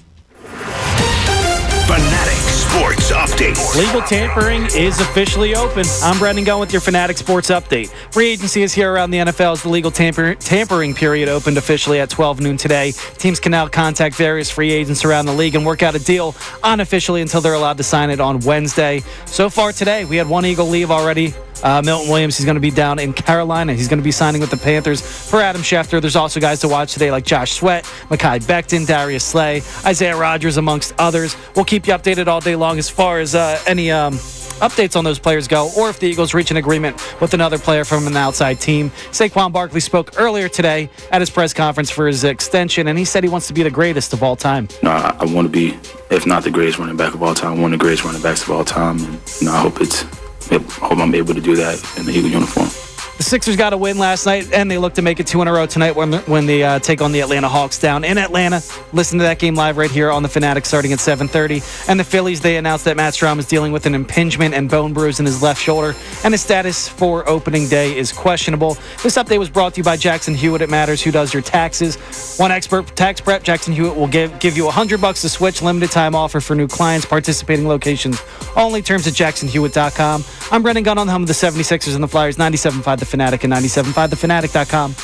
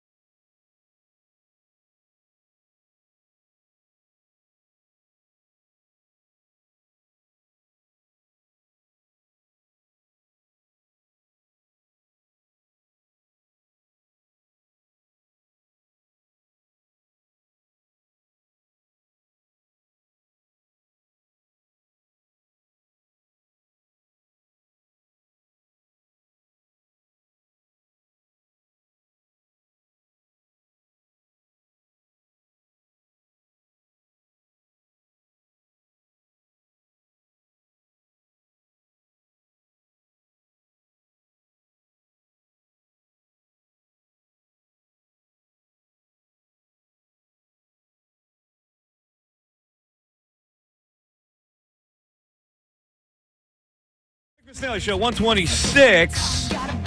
What's this deal with Jalen Hurts spotted at the dinner with Michael Jordan? Yeah, how about that? What's going on with that? Is he? Well, he's part of the Jordan brand. So, I mean, Hurts is a Jordan brand guy, so it would make sense that MJ would want to sit down with the Super Bowl MVP. Well, this has happened more than once, hasn't it? You hanging out with him every now and then at dinner? I'm not sure. I mean, I saw the one that was going viral this weekend of them having dinner. No one really put the location, though. Did you see where that was? I did not see a location. I know his sweatshirt just sold out in a matter of seconds. The Love Hurts one, that was Jordan brand. Well, Jordan, I mean, the way that they've done, I mean, their branding is always phenomenal. But this whole Love Hurts thing, the commercial that dropped right after the Super Bowl. Valentine's Day parade debut in the sweatshirt. It's phenomenal. I mean, they couldn't have asked for a better story for them. But I think that's what it was mostly about. But, I mean, it's still pretty cool to see Jalen sitting with the GOAT. Our old pal, Derek Barnett, is going back to the Texans on a one-year deal, Bill, for $5 million, in case you're interested. The Hassan Reddick signing is interesting to me at the Bucks, who also re-signed Chris Godwin. That's a perfect spot for him. Warm weather spot. $15 million for 1 year. Now, it's a prove-me deal, and he's going to get another deal after this if he has a productive year. Let me ask you a question. Did you have bitten $15 million for the if you're the Eagles? Yeah, look, Reddick's only 30. When does he turn 31? His birthday's in September, so he'll be 31 at the start of the season. Mm-hmm. Now, what I don't know is there's been some rumblings that maybe he wasn't the best locker room guy. Uh-huh. If that's the case, I wouldn't have brought him back. But if you could have gotten him for 1 year, $14 million, in a heartbeat. The Eagles are paying Bryce Huff $17 million a year. Slay and C.J. Gardner-Johnson apparently weren't good locker room guys either, and it didn't matter. They won a damn Super Bowl, and there probably were some other problems that team kept silent the whole year. So 1 year with Hassan Reddick would not have worked? I mean, I would have done it. Prove me deal? You figure you're losing Brandon Graham. You know, Fangio probably didn't like him. Because when he first came aboard, It's possible. It's possible that maybe Fangio wasn't a huge fan. I don't know, but all things equal, assuming there was no personality issues, as far as an on-field talent, 1 year, $14 million for a guy who's only a couple years removed from double-digit sacks. Yeah, there was the whispers at the beginning of last offseason that he didn't want to play fair. When they asked him to drop back, he was straight just rush the passer, almost like Jason Babb, and leave somebody out there hanging. Nolan Smith is willing to drop back, so. Yeah, Reddick wasn't a fan when Patricia was dropping him in the coverage. Yeah. All right, 610-622-0975. Another note that has nothing to do with anything we've talked about today. Did you see the follow-up on the Gene Hackman death? Very interesting. I did see So, this. as it turns out, the wife was dead for 7 days. Hackman was dead for a couple of days. The wife apparently had died of this virus that was caused by rat feces. Yeah, that's interesting in of itself. And then the fact that she had been dead for a week before they found and Gene. He's dead for a week because Gene Hackman apparently had Alzheimer's and had no concept that his wife had died, and then must have fallen, and that's where he died in another room. Yeah, and if I'm not mistaken, they died of natural causes, both of them. But Gene Hackman has 3 kids. Yeah. So if a week, 2 kids with this wife, I think, right? Yeah. If a week goes by, and you haven't heard from your mom, and you know your dad has severe Alzheimer's, maybe go over there and check on him. Maybe call the neighbor. Yo, hey, listen, I haven't heard from my mother. My father has severe Alzheimer's. Can you go check on him instead of him sitting there with a dead body for a damn week? You're making this sound like it was a normal family. You're talking about reclusive people in New Mexico and an eccentric actor. So, like, it's not like Ozzie and Harriet here. Well, yeah, I guess then if they don't have a normal relationship with their parents, then I could understand it. But if they did, how does a week go by without you talking to somebody? Well, because they thought the wife was taking care of him. I guess they don't talk. Wouldn't have checked on him. The wife's taking care of him. She's taking care of everything in his life. All right. So you see, I'm looking at this through the lens of being an only child of an Italian mother. She calls me 3 times a day. Yeah, so if I haven't heard from my mom in 24 hours, I'm calling the cops. So maybe I'm looking at this a little bit differently. Yeah, but the rat feces thing is like, what? Like, what is that? Yeah, it's weird, man. I guess there's a lot of rats in New Mexico. I mean, I don't know. Still scary. But how does she get the virus pick up from the rat feces? I don't know. The whole thing is very strange. All right, let's go. No foul play, though. Go to our text board. What we got on the text board? Yeah, let me get one up for you. We got Mike in Phoenixville checking in saying, I probably would like Embiid to be in there. I don't think he deserves to based on his lack of being out there. He's played 458 games in his career. He's missed 400. All right, let me go over the crux of this story because a lot of people were surveyed. Mark Zumoff, former play-by-play voice in NBC Sports Philadelphia of the Philadelphia 76ers. Here's what he has to say. This is a sticky question because after some quick research, it doesn't appear that an MVP or the winner of a scoring title, Joel has done both, has not ever not gone or seems destined to go to the Hall of Fame. Joel has already played close to the same amount of games as the late Hall of Famer Bill Walton, though Walton won 2 NBA titles and 2 NCAA titles, which are included when you evaluate somebody. Those titles are the difference. If Joel was forced to retire today, I'd say no. He's not a Hall of Famer. But hopefully there are many more productive seasons to come. So that's what we're talking about. Right now, at this moment, is he a Hall of Famer? Zumoff says no. Mark Jackson, NBC Sports Philly Sixer analyst, 7-year NBA veteran, a fan of big men, especially big men with versatility. He's a Hall of Fame talent.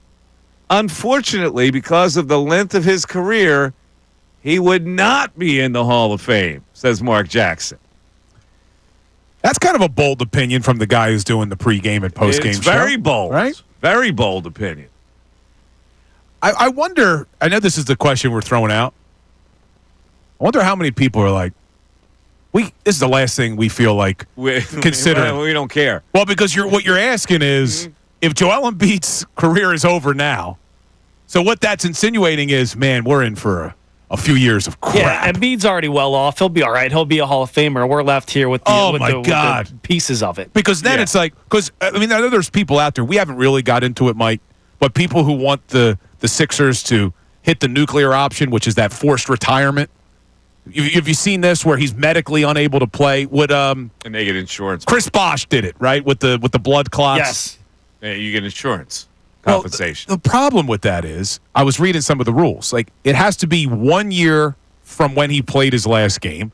You got to get an independent doctor to declare that he's unable to play. See, now, Joel may never get back to the Joel he was, but he may get back to the point where he can actually play. And if he gets on the court even for a game next year, now you're another year delayed. I mean, by the time that was even effective, his contract may be over anyway. We talked about this a little earlier in the show, and I want to bring it back because of Daryl Morey. I could sit here and go, okay, Daryl Morey is the head of basketball operations with 4 assistants, including a former GM and Elton Brand, and supposed basketball men did the following. They signed Embiid to a max contract extension, even though they realized that after the Olympics, he would not be able to play. They withheld that from the public. Instead, they consulted doctors who said, well, I think we can manage it. Okay, that was apparently good enough for them. We think we can manage it. Let's give him a max extension. Secondly, Paul George, well, seems like a good idea because there are people like Bill out there. He's the best free agent out there. We gotta add him to the Embiid dynamic because you know that we need 3 stars. You don't win unless you have 3 stars on your team, which is a complete fallacy. So they signed Paul George without really considering the fact that he had averaged only 43 games prior to the season he played the year before. Also, that his own team, was not interested in giving him that kind of an extension of 4 years, nor was any other team in the NBA willing to give him that. But let's bring him here. Thirdly, let's sign Caleb Martin for the Miami Heat. And never mind that some people, like Mike Missanelli, think he is just purely a systems player under the Miami Heat guidelines. And let's also do this. Let's sign 3 veterans whose collective age is more than 100 years old to be on our bench. Let's do that.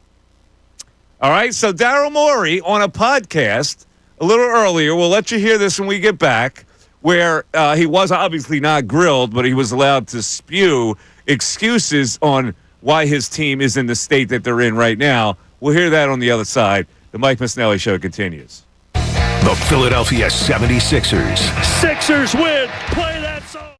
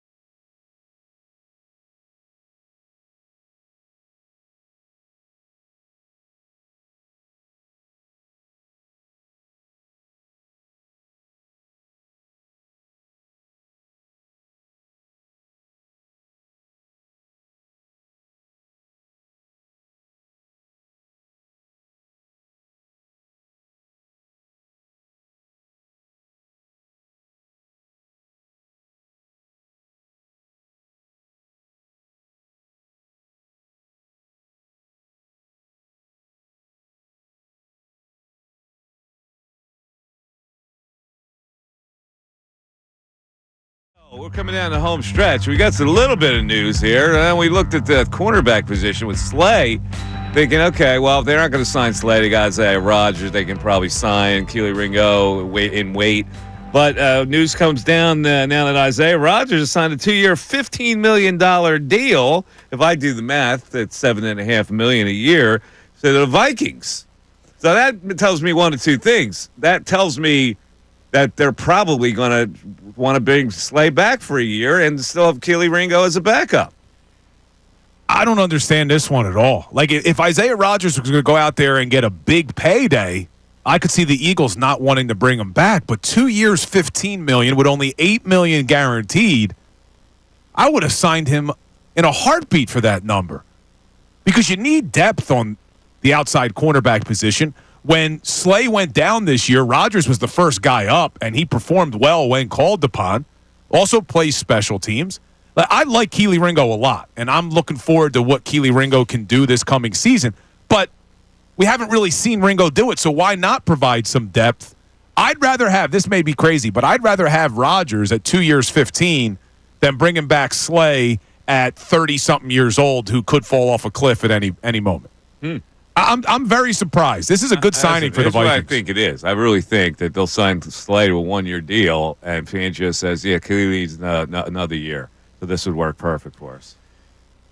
But look, 2 years, 15 when only $8 million is guaranteed. I get it. Probably means you can move on after a year if it didn't work out. I get it. But they think Slay would be better, I think.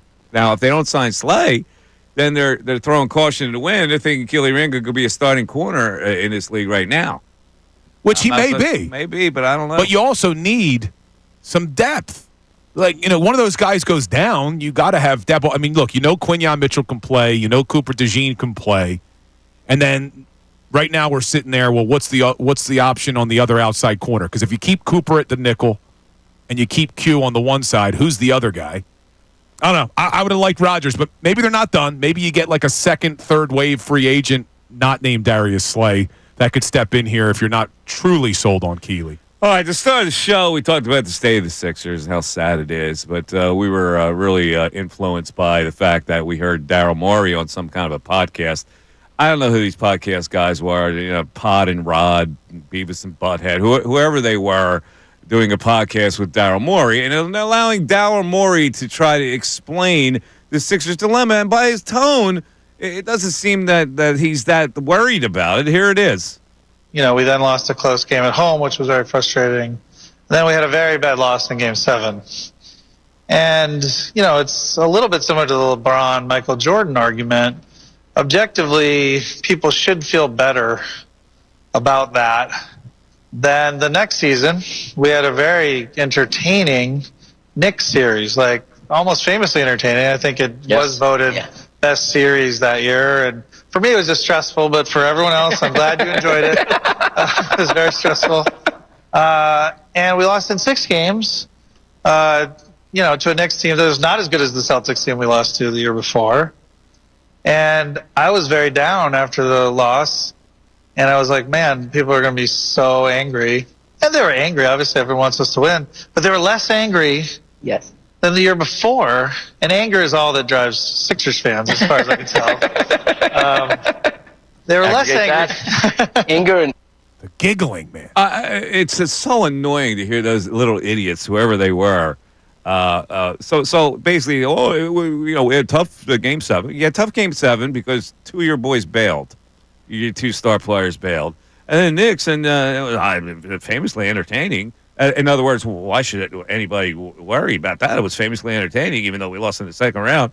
And then it seemed they were less angry from the year before. And we know Sixer fans, were driven by anger. Dude, seriously, I am so annoyed by listening to that in so many levels. Yeah, the giggling is it just gets to me. Yeah, Sixers fans are driven by anger. What are you laughing at? Of course we're driven by anger. You little punks. Ask a damn question. You don't let a guy giggle your way to patronize a guy? Oh, man.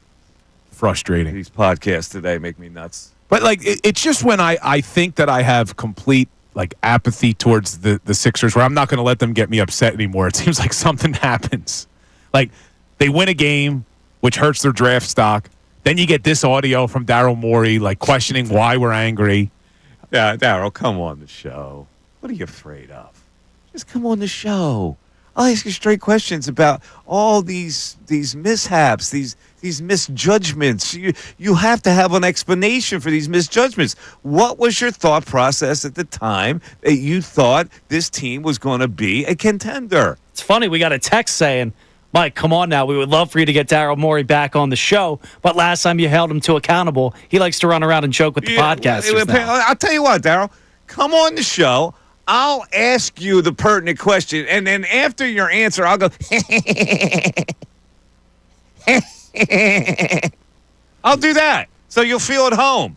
And then I'll ask the next good question. Can we do that? Look, we can, but I'm hoping he comes on and we also know what's the plan with Joel. Like, is this really going to be this whole unknown again going into next season, and we're not going to know, is he healthy? What's the procedure? What's the recovery time? They don't even know what they want to do with him yet. How do you not know? Are you really buying that they don't know? No, they don't know because they don't even know what the problem is. Probably. They have to know. He probably needs a knee replacement. That's what he needs. Well, he can't get a knee replacement. No, he can't. So they're trying to figure out something else. All right. We have a caller. Dave from Philly wants to talk about the Embiid Hall of Fame thing. Very interesting topic. Does he belong in the Hall of Fame? Probably because of that international thing he'll get in. But let's hear what Dave has to say. Go ahead, Dave. You're on 97.5 The Fanatic.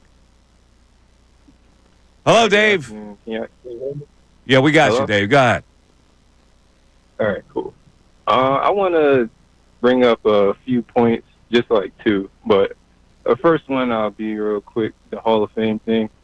I think Embiid, in my opinion, he qualifies as a Hall of Famer because, in my opinion, anyone who qualifies for the Hall of Fame is, I imagine them to just be a transcendent player, which is someone who just sets themselves apart from the average NBA player so far in skill and talent and has that translate onto the floor, continuously year in and year. I think he's proven that. Obviously his championship quality is questionable and all of that. His leadership and all of that willingness to sacrifice, that's all up for debate. But I think he qualifies for you make a good argument, but here's the question. Yeah, and nobody who has won an MVP or scoring championship is not in the Hall of Fame. My question is this, though. Has any MVP, won MVP or scoring championship, ever not gotten past the second round? I would have to do a deep dive into that. Now, if you find out that nobody who's won an MVP or scoring leader has gotten past the second round, would you still feel the same way? Yes. You would. Because nobody has ever done what Embiid has been able to do in the league as far as skill goes, you're saying? I'm just saying in general, I think that's a prerequisite to getting. You have to be a transcendent player and show that in some way, shape, or form, which usually is through skill and talent. And you have to prove that over time, through consistency. I think he's done that. And the reason why I say I think he's still a Hall of Famer, regardless of the second round thing, is because I think that's not an individual indictment. I think that you have to look at coaches, the teammates, and this goes for anybody. I just don't think you can blame that on one individual player, albeit. Yeah, but the best player is supposed to be able to lead his team past the second round, no matter who's around him, right? I mean, Allen Iverson did that. Yes, but Embiid he always had health issues, so that also. Well, you want it both ways, then. There were times when he didn't have health issues that maybe, like, he played very well in playoff series. He just didn't get him over the hump. Now in Atlanta, he had a major turnover in that game against later on, he didn't come up big against the Knicks or Boston. Well, he did the Knicks, but not the Boston series. In Game 7, he was a non-factor. Home game. He was. But, again, it's not – I said he does have a part to play in that, but it's not all on him. Well, but a part to play in it, if you're the best player and you disappear in a Game 7, what does that say? If Michael Jordan had disappeared in a Game 7, all right, we thank you for the phone call. I appreciate it. If Michael Jordan or LeBron had disappeared in a Game 7, what would people be saying? Oh, they would get killed for it. Of course they would. They would get killed. And, we've talked about this before. I think Joel Embiid had a very good series against the Knicks. Mm-hmm. However, Maxey bailed him out because in Game 5, I think it was, in the elimination game, Joel was nowhere to be found in that game. Maxey hits that half-court shot to send it to overtime, extends the series, and then Joel actually had a really good final game. But if Maxey doesn't hit that shot, all summer we would have been talking about how Joel failed to show up for another elimination game. That would have been the conversation. Yeah. All right, as we get out of here today, I want to talk more about this tomorrow. We didn't really get a chance to talk about it. What's that? Danny Parkins of with his show Breakfast Ball. I don't even know who Danny Parkins is, but in any event, on Twitter he started a debate about Jalen Hurts and whether Howie Roseman would trade Jalen Hurts for Josh Allen straight up. Josh Allen, of course, just got the monster contract, highest paid player in the game right now. So, Bill, I'll ask you, think about it more tonight when you go home, because we're going to talk about this tomorrow. But right now, if I ask you this question over a beer, you're Howie Roseman, would you trade Jalen Hurts straight up for Josh Allen?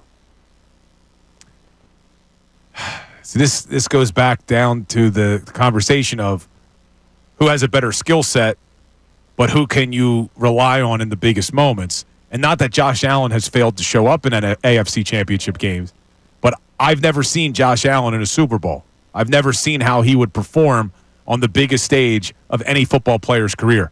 I've seen Jalen Hurts do it twice, and I've seen Jalen Hurts have two of the best games in his career at the biggest stage you could possibly ask for. So I don't know if I'm trading Jalen Hurts for anybody. I know he's a proven winner. I know he shows up when the lights are the brightest.